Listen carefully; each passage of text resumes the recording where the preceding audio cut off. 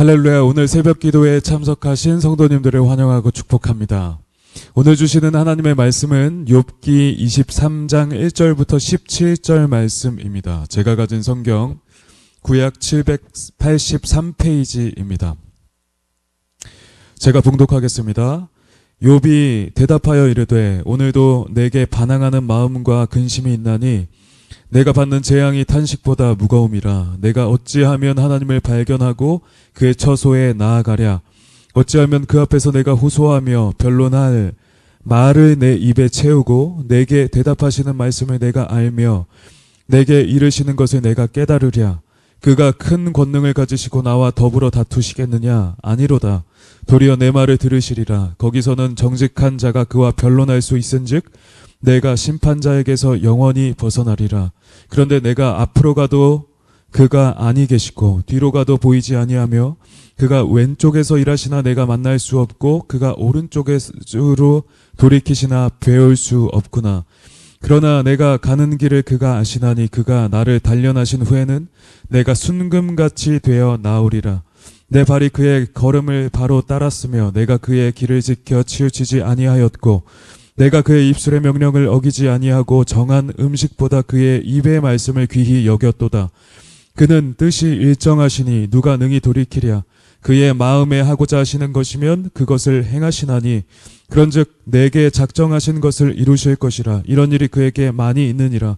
그러므로 내가 그 앞에서 떨며 지각을 얻어 그를 두려워하리라. 하나님이 나의 마음을 약하게 하시며 전능자가 나를 두렵게 하셨나니 이는 내가 두려워하는 것이 어둠 때문이나 흑암이 내 얼굴을 가렸기 때문이 아니로다. 아멘. 먼저 기도하도록 하겠습니다. 존귀하신 하나님 아버지 감사합니다. 오늘 이 새벽 하나님의 말씀을 듣고자 또 이렇게 나와왔습니다. 하나님 이 말씀을 듣는 가운데 또 우리에게 말씀하시고 오늘 살아갈 힘을 허락하여 주시기를 원합니다. 주께서 우리에게 무엇을 말씀하시는지 경청하게 하시고 또 이 전하는 이 입술을 주장하셔서 하나님의 그 성령의 나타나심과 능력으로 말씀을 담대히 거침없이 선포하도록 하나님 역사하여 주시옵소서. 감사드리며 주 예수님의 이름으로 기도드렸습니다. 아멘. 너는 여호와를 기다릴지어다 라는 제목으로 하나님의 말씀 전하겠습니다. 엘리바스는 22장에서 욥에게 세 번째로 말하며 정죄하고 욥이 회개하여 돌이킬 것을 재차 촉구합니다. 이에 욥은 오늘 본문 23장부터 시작하여 24장까지 또다시 변론하기 시작하죠. 욥은 하나님의 무거운 손이 여전히 자신을 누르고 계심을 탄식하며 하나님을 만나 뵙고 자신의 사정을 다 아뢰 수만 있다면 얼마나 좋을까 하고 한탄합니다. 만약 하나님을 만나게 된다면 그분은 분명 자신을 대적하시는 것이 아니라 자신과 더불어 싸우시는 것이 아니라 그 탄원을 들어주실 것이며 그래서 자신에 대하여 무죄를 선언하실 것이라 말하고 있습니다. 그런데 현재는 욥이 그 어디에서도 하나님을 만나 뵐 수 없으므로 매우 답답해하고 있죠.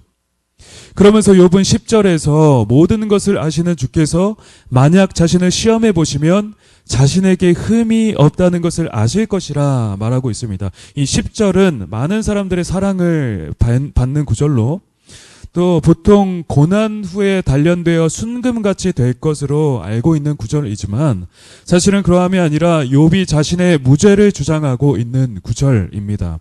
주께서 욥 자신을 시험해 보시면 자신이 순금같이 정결하고 흠이 없는 자라고 이렇게 발견될 것을 말씀하고 말하고 있는 것이라는 겁니다. 왜냐하면 자신은 지금까지 그의 명령을 어긴 일이 없고 그 말씀을 생명처럼 따랐기 때문이라고 말하고 있는 것입니다.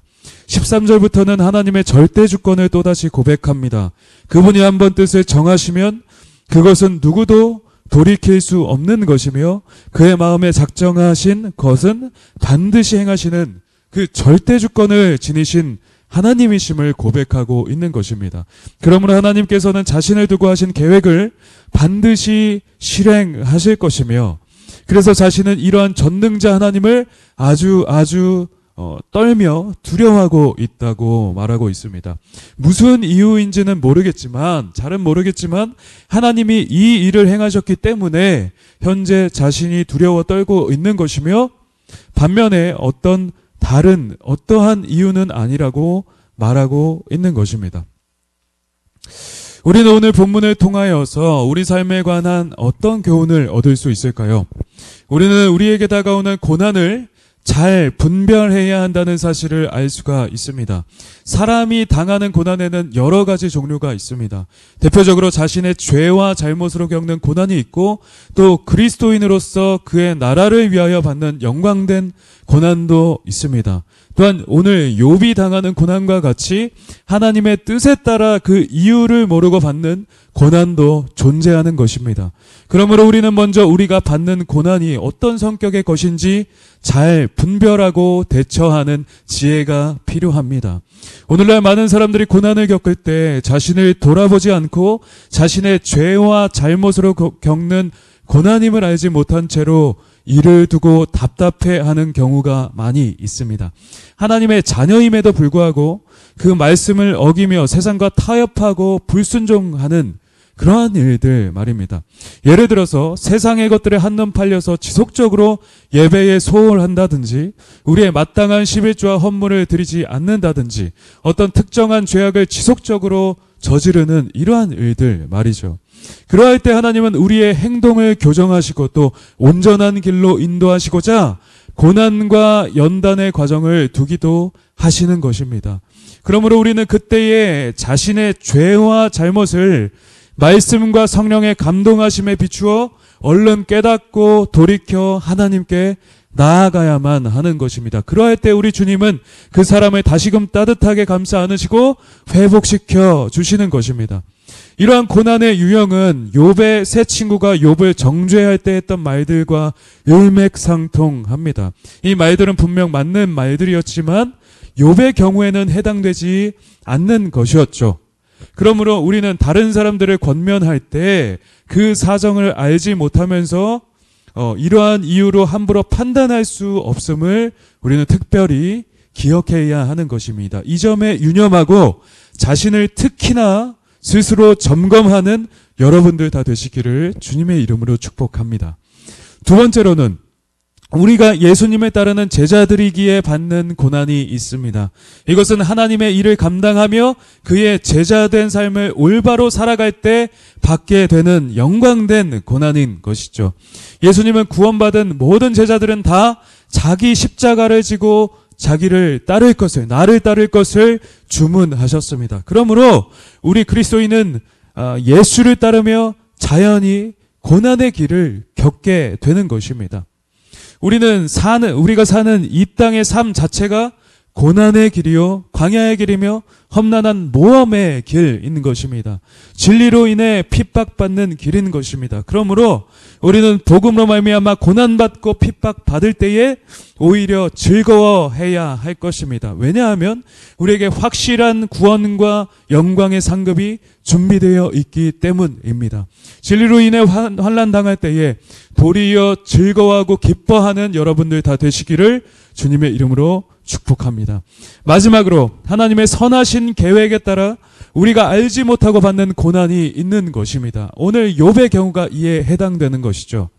하나님은 당신의 넓고 크신 계획과 작정에 따라서 사람이 이해하지 못하는 갖가지 방법으로 일하고 역사하시는 것입니다. 그러므로 우리는 우리가 겪는 고난과 상황들에 대해 전부 다 이해할 수 없다고 인정해야 될 필요가 있습니다. 우리는 우리 삶 가운데 전혀 해석되지 않는 고난이 찾아올 때, 어려움이 찾아올 때 그저 잠잠히 주를 바라보며 주께 맡겨드리고 욥과 같이 인내하는 수밖에 없는 것이죠. 비록 그것이 길고 고된 과정이라 할지라도 주는 모든 것을 합력하여 선을 이루는 분이시기에 그러한 이해할 수 없는 고난 가운데서 하나님의 크신 계획이 있을 것임을 신뢰하며 묵묵히 주를 바라보는 것입니다. 그러면 때가 되었을 때 주께서 이를 지나게 하시고 풀어주시며 또 싸매어 주시고 회복시켜 주시는 것입니다. 그리고 우리의 신앙을 더욱 깊이 있고 성숙하게 만들어 주시는 것이죠. 그러므로 우리는 고난당할 때 무엇보다 먼저 우리의 당하는 고난이 어떤 이유 때문인가 냉철하게 자신을 분석하고 분별해야 할 것입니다. 그리고 죄가 있으면 회개를, 주 예수로 인해 받는 고난이면 기뻐해야 마땅할 것입니다. 그런데 분명 나는 하나님의 뜻에 따라 사는 데에도 불구하고 어려움과 고난을 겪는 것이라면 그때에는 욥과 같이 입으로 범죄하지 않으며 하나님의 절대 주권을 인정하고 잠잠히 참고 인내하고 기다려야 하는 것입니다.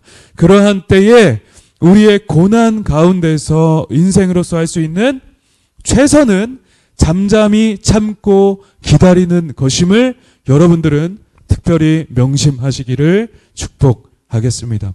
하나님은 선하신 뜻을 두고 모든 역사를 이끌어 가시니 우리는 잠잠히 그를 신뢰하며 그분의 손에 온전히 맡겨드리고 부르짖으며 그저 묵묵히 참고 기다릴 뿐인 것입니다. 그럴 때 하나님은 주님의 때에 주님의 방법으로 역사하시고 능력을 보이시며 모든 것이 합력하여 선을 이루게 하실 것입니다.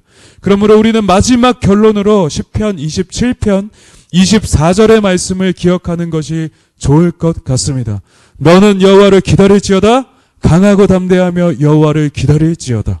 여호와의 때를 기다리는 것에도 우리에게는 강하고 담대한 믿음이 필요합니다. 그러므로 어떠한 고난이 다가와도 강하고 담대하게 여호와를 기다리는 여러분 다 되시기를 우리 주 예수 그리스도의 이름으로 축복합니다. 아멘. 우리 함께 말씀을 생각하며 기도하겠습니다. 하나님, 우리의 다 이해할 수 없는 상황과 현실이지만은 우리의 고난의 때에 우리가 잘 분별하며 우리 주 하나님의 절대 주권을 인정하고 잠잠히 참고 기다리는 우리가 되게 하여 주시옵소서. 우리가 여호와 하나님을 참고 기다리는 우리가 되게 하여 주십소서라고 우리 함께 주여 한번 외치고 기도하며 나가겠습니다. 주여! 하나님 아버지 감사합니다. 아버지, 우리가 다 이해할 수 없는 고난이라 할지라도 주께서 뜻을 두고 행하시는 줄 믿습니다. 또 내가 되었을 때 주께서 합력하여 선을 이루시는 줄 우리가 믿습니다. 그럼 우리가 기다리는